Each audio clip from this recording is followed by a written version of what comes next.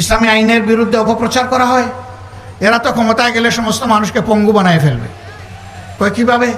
বলে যে এই দেশের মানুষ, বেশিরভাগ মানুষ জনগণের সম্পদ চুরি করে, তো বেশিরভাগ মানুষের হাত কাটা যদি যায় তাইলে তো এই সমাজটা হাত কাটা বাহিনীর সমাজ হয়ে যাবে। না, হাত কাটা যাবে।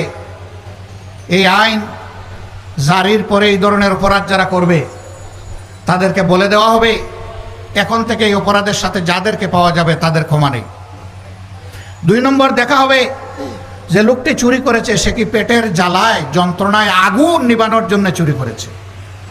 যদি এমন হয়, রাষ্ট্রের দায়িত্ব হবে আগে তার আগুন নেবানো, হাত কাটানো, আগে তার বৈধ আয় উপার্জনের ব্যবস্থা করে দেওয়া। যদি সেরকম কিছু সক্ষমতা তার না থাকে তাহলে রাষ্ট্রকেই পরিবারের দায়িত্ব বহন করতে হবে।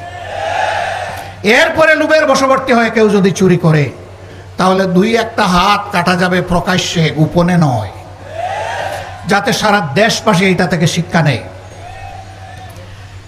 এখন কে সমাজে এই হাত কাটা বাহিনীর সদস্য হতে চাইবে?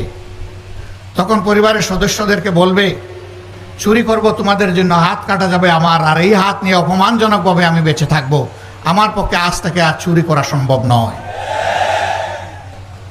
জিনার শাস্তি সঙ্গে সার।